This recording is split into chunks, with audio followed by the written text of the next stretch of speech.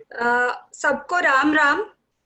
सर्वप्रथम मैं मर्यादा पुरुषोत्तम श्री राम के चरणों में वंदन करती हूँ और माँ सरस्वती से प्रार्थना करती हूँ कि वो ज्ञान के सागर में एक छोटी सी बूंद के समान मेरी बुद्धि को प्रकाशित करें। रामचरित मंथन की इस गोष्ठी में जुड़े सभी सभ्यों को और आयोजकों को मेरा नमस्कार, वंदन और आभार कि मुझे ये अवसर मिला। है राम नाम अपराजित पौरुष का प्रतीक, है राम नाम सभ्यता हमारे भारत की, है राम नाम दुख दोपहरी में छाँव सघन, है राम नाम अस्मिता हमारे भारत की। ऐसा कहा जाता है कि जिनका नाम हम जपते हैं उनके गुण हमारे अंदर आ जाते हैं। तो मेरा सब्जेक्ट भी है मनुष्यता से दिव्यता की ओर और स्वयं में रामत्व की खोज। भगवान धर्म की धारणा के लिए ही मानव रूप में अवतार लेते हैं, जिससे वो एक रोल मॉडल बनकर मनुष्य का मार्गदर्शन कर सके। तो अगर हम समझना चाहते हैं कि हमारे अंदर देवत्व के गुण कैसे आए, तो केवल देवताओं का दर्शन करना ही काफी नहीं होगा। यह सार्थक तभी है जब हम आत्मदर्शन करना सीखें, आत्मनिरीक्षण करना सीखें और साथ में आत्मशोधन की दिशा में भी कदम उठाएं। अपने मन के दर्पण में स्वदर्शन, स्वमंथन यानी कि सेल्फ एनालिसिस करते हुए अपने कर्मों के प्रति अगर हम अलर्ट रहेंगे, सचेत रहेंगे, तो मनुष्य देवत्व के गुणों को धारण करने की दिशा में अग्रसर हो सकता है। As we know, knowledge is a potential energy, whereas implementation of knowledge is kinetic energy. And I believe in the kinetic energy, what we can do with the knowledge. So we have to live our religion to maintain the quality of our inner self. धर्म एक code of conduct की तरह है जो हमें जीवन जीने की पद्धति बताता है। We learn the art of living life from our religion. तो मेरी कोशिश ये रहेगी कि हम क्या सीख सकते हैं, उस तरह से मैं कुछ बता सकूं। मैंने एक कोट पढ़ा है, When we think, universe moves. हम सुनते भी हैं कि मनुष्य की सोच सृष्टि को बदलने में सक्षम है। इसमें मुझे याद आता है कि जब डाकू रत्नाकर को महर्षि नारद ने एक प्रश्न करके उनके कर्मों के विषय में विचार करने को कहा, तो उस प्रश्न का उत्तर ही रत्नाकर की जिंदगी को बदलने के लिए काफी था। उनकी सोच में परिवर्तन आया और वो रत्नाकर से महर्षि वाल्मीकि बनने की दिशा में बढ़ गए। हम भी ऐसा कुछ सोच सकते हैं। पूरे राष्ट्र या विश्व को एक साथ बदलना तो हमारे वश में नहीं है, पर हम एटलीस्ट अपनी सोच पर तो अटेंशन रख ही सकते हैं। अपनी जिम्मेदारी तो हम ले ही सकते हैं कि हम अपने किन मूल्यों से अपने जीवन को निर्मित करें। अब मैं कुछ रामायण के प्रसंग लेना चाहती हूँ। यूं तो रामायण के सभी पात्र गुणों का सागर हैं, जिनको मैं व्याख्या नहीं कर सकती, लेकिन कुछ गुण जिनको अपनाने का प्रयास करने से हम स्वयं को देवत्व की ओर ले जा सकते हैं, ऐसा मेरा प्रयास रहेगा, जो मैं कुछ प्रसंगों के माध्यम से आपके साथ साझा कर रही हूँ। पहला क्वालिटी है quality of acceptance. Quality of acceptance Shri Ram की जो बहुत बड़ा गुण, स्वीकार करना। श्री राम ने बड़े छोटे का भेद न करते हुए विभिन्न संस्कृतियों को सम्मान दिया, समान रूप से। भीलों के राजा निषादराज गुह, केवट, शबरी, वानर भालू, जटायु तक, यहाँ तक कि विभीषण को भी शरण दी। ये इनका एक बहुत बड़ा गुण था। दूसरा उनका गुण जो उससे भी बड़ा मुझे लगता है, क्वालिटी ऑफ फॉरगिवनेस या क्षमा करने का गुण। जब चित्रकूट की सभा में सारे अयोध्या से बहुत सारे लोग उनके परिवार के आए, तो राम ने सर्वप्रथम माता कैकेयी के चरण स्पर्श किए और उन्हें अपराध बोध से मुक्त किया। कैकेयी के प्रति उन्होंने अपने मन में कोई भी बैर नहीं रखा। अगर हम भी अपने जीवन में एक्सेप्टेंस और फॉरगिवनेस को अपना लेते हैं, उसे अपनाने की कोशिश करते हैं, तो हमारा जीवन भी सरल हो जाता है। ये मैं अपने अनुभव से कह रही हूँ। क्वालिटी ऑफ पॉजिटिव परसेप्शन, ये अगली क्वालिटी या गुण मैं आपको बताना चाहती हूँ। यानी किसी भी व्यक्ति का इस परिस्थिति को सकारात्मक रूप से देखना या ब्राइटर साइड को फोकस करना।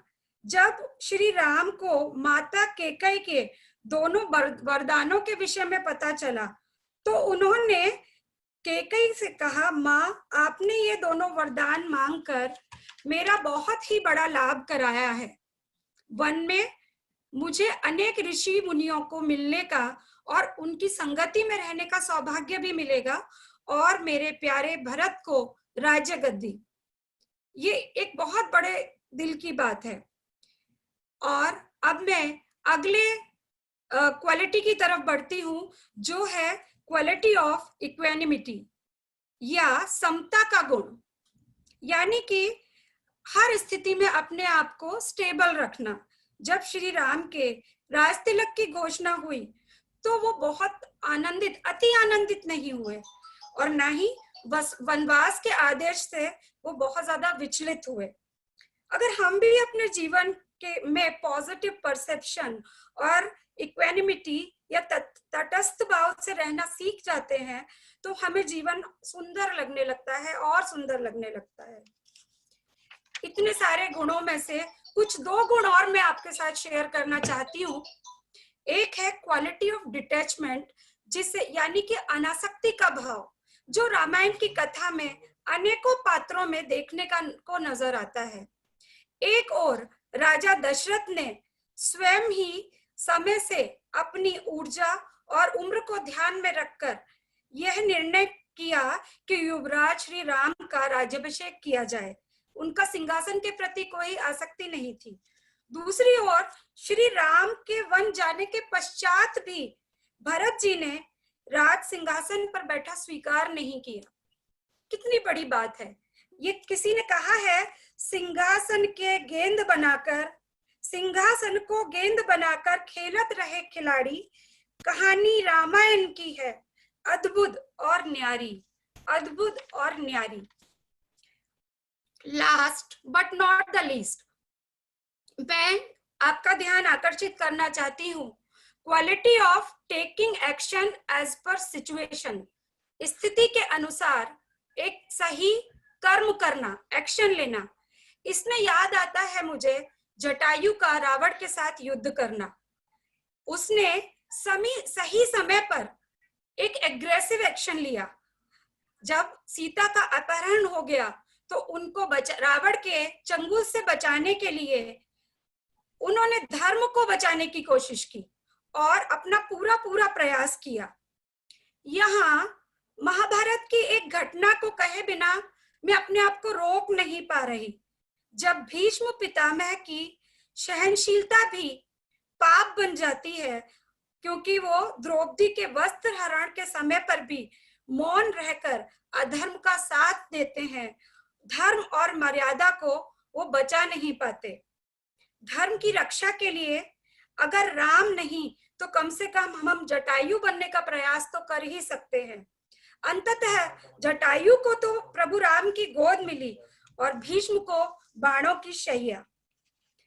आशा करती हूँ कि अगले 3-4 मिनट इतने ही मन से आप मेरे साथ जुड़े रहेंगे और 3-4 मिनट के बाद मैं अपनी वाणी को विराम दूंगी, क्योंकि अब मैं इसके सॉल्यूशन पे आना चाहती हूँ कि अब काफी लोग कहेंगे या कहते भी हैं कि ये सब तो त्रेता युग की बातें हैं।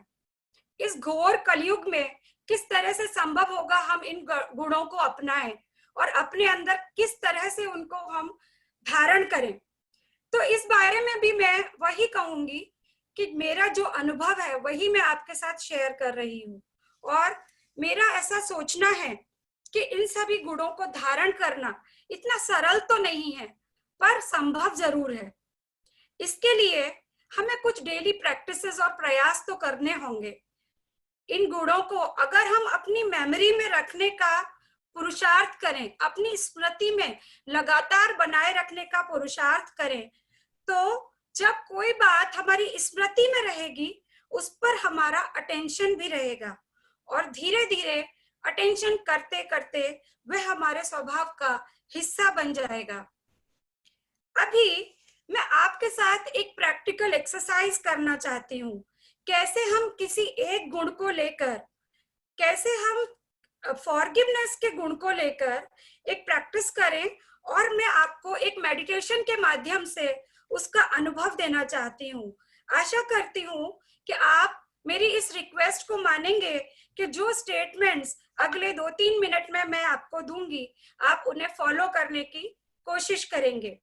मैंने ये गुण इसलिए चुना है, फॉरगिवनेस यानी कि क्षमा करने का गुण, जो मुझे सबसे ज्यादा महत्वपूर्ण लगता है आज के समय में। क्योंकि अगर हम किसी को फॉरगिव नहीं करते या क्षमा नहीं करते तो वो हमारी हेल्थ पे भी एडवर्स इफेक्ट डालता है। तो जरूरी है, अभी तो मेडिकल साइंस भी ऐसा प्रूव कर चुकी है कि अगर हमारे मन में बहुत गांठें हैं तो उसका प्रभाव सीधा सीधा बुरा हमारी हेल्थ पे पड़ता है। तो इसलिए आज हम एक प्रैक्टिस करना शुरू करते हैं फॉरगिवनेस पे। तो मेरी आप सबसे रिक्वेस्ट है कि मेरे स्टेटमेंट्स को थोड़ा फॉलो करेंगे।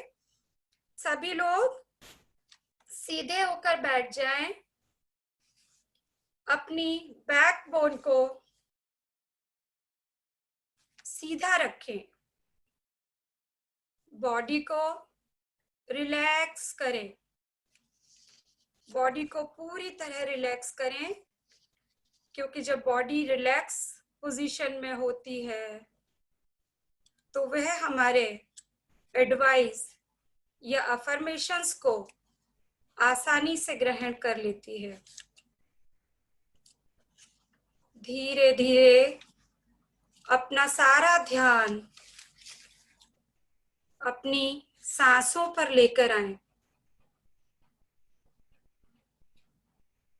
आपकी सांसें ना तो बहुत अधिक गहरी होनी चाहिए और ना ही बहुत शैलो, नॉर्मल ब्रीदिंग। हम एक अनुभव करें कि हमारे सामने एक सुंदर प्रकाश दिखाई देना शुरू हुआ है। अपनी आंखें बंद करके जब हम उसे देखना शुरू करते हैं मन की आंखों से, तो हम महसूस करते हैं कि भगवान श्री राम स्वयं ही हमारे सामने उपस्थित हैं। भगवान श्री राम जो अनेक गुणों का भंडार हैं, अपने विराट और भव्य स्वरूप में आपके सामने हैं। इमेजिन कीजिए, आपको बहुत अच्छा अनुभव होगा। उनके दर्शन का आनंद लीजिए और अब महसूस कीजिए कि उनके ऑरा से एक बहुत सुंदर ब्राइट वाइट लाइट निकल रही है। इसमें पावर ऑफ नानी फॉरगिवनेस है। ये पावर ऑफ फॉरगिवनेस हमारे अंदर ब्राइट लाइट के रूप में हमारे फोरहेड के अंदर एंटर कर रही है। इस सारी शक्ति को अच्छी प्रकार से फील करें। भक्ति में उतनी ही शक्ति होती है जितना हम उसमें विश्वास करते हैं। अब हमारे अंदर प्रभु श्री राम की दी हुई माफ करने की शक्ति, power of forgiveness, quality of forgiveness आ चुकी है। अब किसी को भी माफ करना मेरे लिए बहुत आसान है। ये एक्चुअली हम किसी दूसरे को माफ नहीं कर रहे, हम खुद को माफ कर रहे हैं और अपने आप को अंदर से हल्का महसूस कर रहे हैं। I am feeling very light and joyful. I am feeling very light and joyful. I am feeling very light and joyful. इस सब से मेरी हेल्थ और फिटनेस अच्छी होती जा रही है। अपनी अच्छी हेल्थ का आनंद लें। एक लंबी सांस के साथ धीरे से अपनी आंखों को खोल दें। जय श्री राम। आशा करती हूं कि आपने अच्छा अनुभव किया होगा अगर आप मेरे साथ जुड़े थे तो, क्योंकि मेरा अपना ये अनुभव है कि अगर हम उन गुणों पे अटेंशन करते हैं तो धीरे धीरे हमारे अंदर ट्रांसफॉर्मेशन आने ही लगता है। हमारी जब कोशिश हर रोज डेली मेडिटेशन की हो जाती है, एक एक गुण को लेकर हम काम करते हैं, तो हमारा ट्रांसफॉर्मेशन निश्चित है। और अब मेरा एक लास्ट स्टेटमेंट के साथ मैं अपनी वाणी को विराम दूंगी कि इन सब के लिए बहुत जरूरी है कि हम भारतीय संस्कृति में निष्ठा रखें और अपने घरों के वातावरण में भारतीय संस्कारों को प्रबल करें। हम लोग कहते आए हैं कि जाहि विधि राखे राम ताहि विधि रहिए। हमें सीखना भी होगा कि जाहि विधि रहे राम ताहि विधि रहिए, क्योंकि संकल्प है तो सिद्धि अवश्य होगी। जय श्री राम।